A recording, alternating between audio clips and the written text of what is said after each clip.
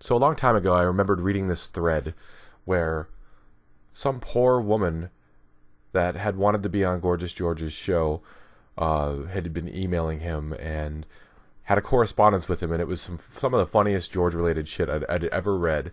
And I couldn't find that thread for the longest time, but luckily the other day I stumbled across it, and so I am going to be reading this correspondence for the enjoyment of everyone. I'll also put a link in the description of the video for this thread if anybody wants to read it for themselves. And without further ado, here we go. Hi, George. I really can't wait for you to come back on the air. I live in the Richmond area, and I'm a really big fan. Just wanted to see how you were doing. I work part-time as a waitress at the Strawberry Street Cafe. Anyways, let me know how you are. Tracy. Sarah or Tracy, thanks for your response. I'm taking a little hiatus right now, but we'll be back on soon. Keep watching. Check out the attachment that I'm sending to you. Also check out my website, gorgeousgeorgeshow.net. Hi, George. I don't know if you remember me, but I sent you an email a couple months ago. I live in the Richmond area, and I'm really a big fan of you and your show. Anyways, I work part-time as a waitress at the Strawberry Street Cafe, but I have even bigger aspirations. I've done some modeling over the past couple of years and want to get into acting too. The last time I wrote you, I was too shy to ask, but I'd like to be a guest sometime and maybe do some skits. I'm trying to get my name out there, and I think your show could be used as a nice springboard.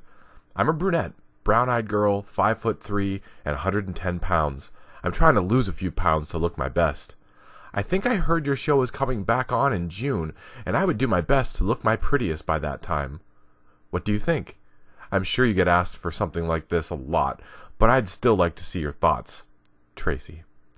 P.S. I love the site. That's a cute picture of you with your shirt off with the coronas. You look like you could really manhandle somebody. Thanks for your kind words. Send me a picture or attachment of a picture on the next go-round. I have a girl from the beach that appeared on a cameo appearance last year on Show 6. I'm not sure if she will be aboard this go-round, but you're welcomed to send a current picture of yourself so I can check it out. Let me know via next email response. Hey, George. Sorry it took so long to get back to you. I had problems with my computer. Anyways, I attached a picture of myself from last summer. I don't know if it's what you're looking for, but it's the best one I have. I am not overly happy with it, but I hope you will give me a chance. I would understand if you don't, though, because not everyone can make it onto your show. Thanks. Tracy. Tracy, you're very modest. I would say the good Lord blessed you in so many ways. I like your pic and think you have a kick-ass body, especially your breast. I will go under the assumption that they are natural. Just curious what your nationality is. I would go under the assumption that you are either Native American or Hawaiian, perhaps maybe either Asian. Anyway, let me know if you would like to meet or perhaps do the lunch thing. My schedule is very hectic and it would have to be planned out about a couple weeks in advance. Let me know next email. George. P.S. If it means anything to you, I think you're pretty damn attractive. Take care. Hi, George. Listen, don't take this the wrong way, but I don't appreciate you talking about my breasts like that. They are natural. Also, I consider myself a professional, so if you think this is going to turn into a case where you're going to take advantage of me, you should reconsider. If you're being truthful with me, I would love to meet with you in person for a business lunch. I'm a virgin and I want it to stay that way until I'm married. Remember, you already have a woman in Sue. If that wasn't the case, I would look at you differently. As for my nationality, I'm a Mexican Indian. Tracy, you totally took what I said the wrong way. Anyway, my schedule is very busy and I leave it up to you if you'd like to meet. I don't need the drama. I have too much of that to deal with. I only paid you a compliment and that was the only thing I did. So the ball is in your court. If not, there's no sweat either way. George. Hi, George. Sorry about that. I just quit my job because my boss kept giving me a hard time. He's married, but he's always trying to get me to go out with him. The last straw was when he put his hand on my shoulder and said that I've really turned him on.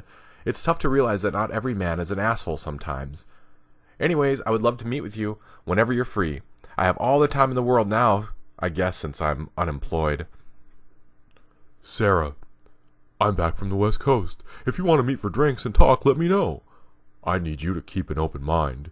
You and I, or whatever girl I obtain for the show upcoming, will have to pretend on camera that she and I are intimate, meaning playing with my hair, kissing, and sitting on my lap on and off camera. If you can deal with that, then great. If not, I don't want to waste your time nor mine. Let me know next email. It will have to be this week because I will be gone for a month in Canada. Let me know back soon. George. Hi, George. First of all, my name is Tracy, not Sarah. Sorry about the confusion. Second of all, aren't you committed to Sue? What would she think if we did this on camera? I don't even know you, so I'd rather discuss this in person. You said you're in town this week, so when and where would you like to meet up? Tracy. Tracy, Sue is married. I just came back from Vegas this last week.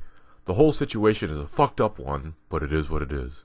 We talked and will remain in contact with one another, but until the farce of a marriage is over, I will buy my time. Therefore, I have no restrictions on what I do. If you're cool with that, then great. We can meet at Starbucks of your choice and talk. I hope you are open with that. I also hope that this is not a prank meeting. Hoping it is legit. Email me back with your schedule for the week. The Canada trip has been put on the back burner. Let me know. George. Hi, George. Do you want to meet at the Starbucks off of the Midlothian Turnpike? Is Friday at noon good for you? Sorry to hear about Sue. I wouldn't give up, though. I want to meet you in person to get a better understanding of what you exactly want on the show. Let me know if the time and place is right for you. Tracy, Friday at noon is possible, but 5:30 would be even better. I would assume you live in the South Side? Yeah, 12 noon is okay, but 5:30 would be even better. Call me, and don't give this number to no one. I will know more when it gets nearer to Friday. Dress casual. You will probably spot me before I spot you. Call me, say no later than Thursday, and we will go from there. George. Tracy. Yeah, the number is 804. Call me this evening so we can talk. I'm hoping this is legit. I've had some problems in the past, so I hope you are legit and you are who you say you are. Anyway, we will talk soon. Call me. GG. Tracy, I need confirmation about tomorrow. Call me to confirm. George. If not, I won't be there. Not unless you confirm on the phone with me. Hey, George. I was thinking about calling you to meet up, and then I started to really think about the deal. I would never do that with you, on camera or off. First of all, you're a fat fuck. Second of all, I'm a good girl and would never ever think about doing that type of thing in front of a live audience. You must be real desperate to try and make a woman such as myself do something like that. You're a sick bastard. You're not attractive. You're fat. You're disgusting. You're a loser. So why would I lower myself to do some bullshit like you suggested on your show? Fuck you. And by the way, in case I forgot, you're fat. Tracy. Tracy, a.k.a. Man in Drag, a.k.a. Richmond Dickless Goon. Just as I thought. A hoax from the very beginning. You're probably some guy using the picture of a woman to get a rise out of me. Well, you had your fucking fun. Let me set the record straight. I have had more tail than you could ever dream of seeing. I could probably buy you, then sell you as a slave. Get a life and stop impersonating yourself as a woman. You fucking faggot. P.S. If you are a woman, you might want to get a lobotomy. A different frontal brain in your head might build you some character. Just something to think about before spewing your hate via an email, you bitch. Hi, George. Please don't try to contact me anymore. I'm not comfortable with what you're proposing, especially after what I told you what happened with my boss at the Strawberry.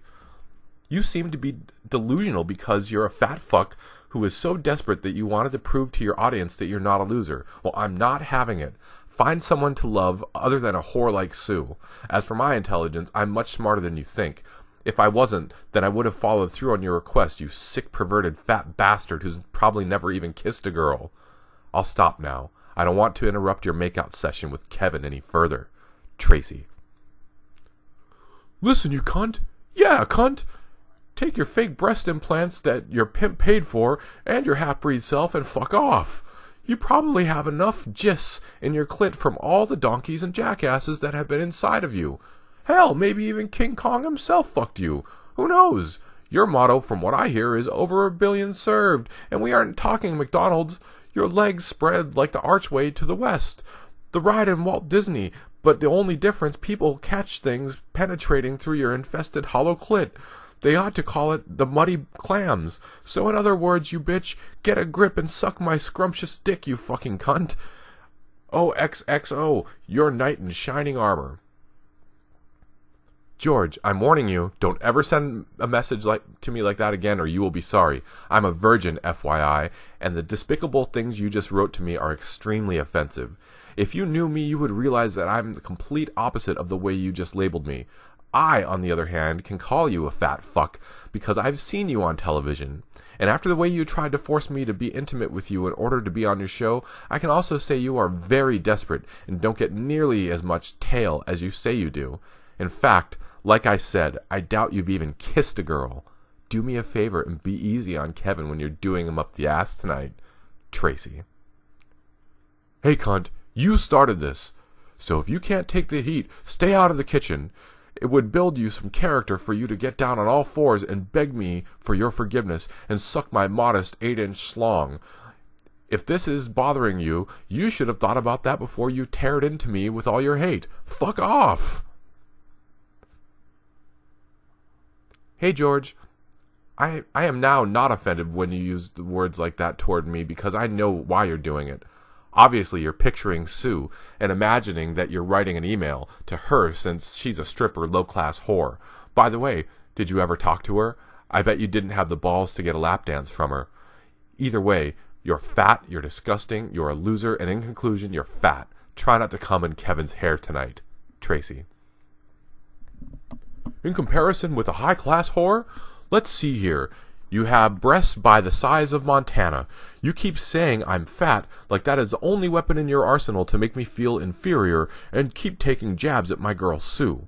With all that in consideration, it all equals up to a disgruntled Richmond goon that pretty much has as no life than to harass somebody they don't even know. Seems like a very intelligent plan. Not! You're a pathetic goon whose gender is male, trying to flash a picture of a woman who ain't even somebody you know, who is a fat half-breed. Just tried your best in harassing and rattling me up. Plan failed. Whoever the fuck you are, male, female, or wildebeest, at least try to come at me with insults that are funny and that stick. Fat is played out. If you are a woman in that picture, the only fat round your fucking implants, roly, homely body. Whoever the fuck you are, I've just ate and spitted you out with insults. Try to come back with some more clever insults, rather than saying you're fat. Just goes to show that you're miserable with yourself, and you have no fucking clue. Answer, get a fucking frontal lobotomy. It would help you with your personality, you piece of excrement. Hey George, as I said before, I am a woman, and this isn't a game. I want to be a model, actress, and I thought your show could be a nice start.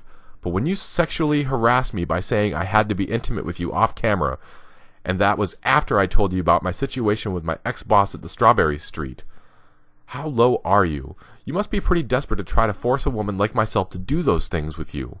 It must be because you're fat, and your only relationship was probably the pretend one you had with this stripper Sue.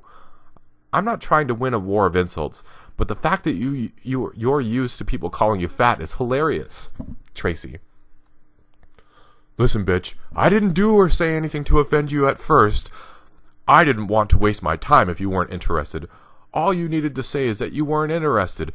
Period. Case closed. But your agenda was to get a reaction out of me, and then on the day of or before the meeting was to insult me and spew your garbage, fully knowing exactly what you were doing before even the first email was sent.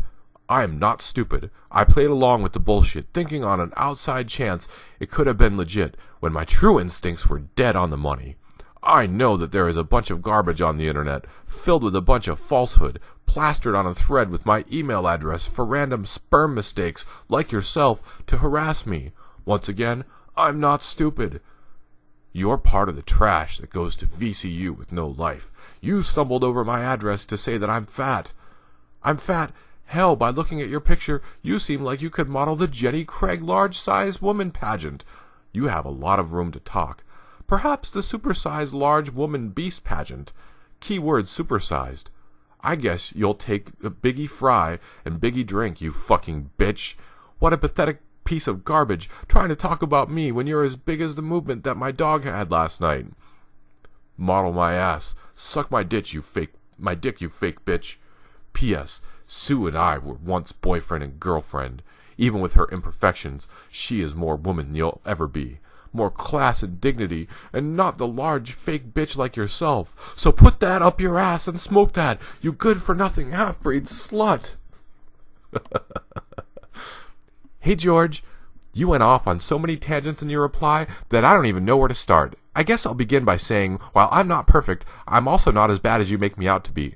I don't consider myself fat, and I know I'm not a slut. Secondly, you seem to be real paranoid. I got your email address off your website. And third, this is the end, you fat bastard. Please don't try to contact me anymore. Tracy. P.S. How did your dog survive after the movement last night? I'm surprised nobody shot him for taking crap on the lawn.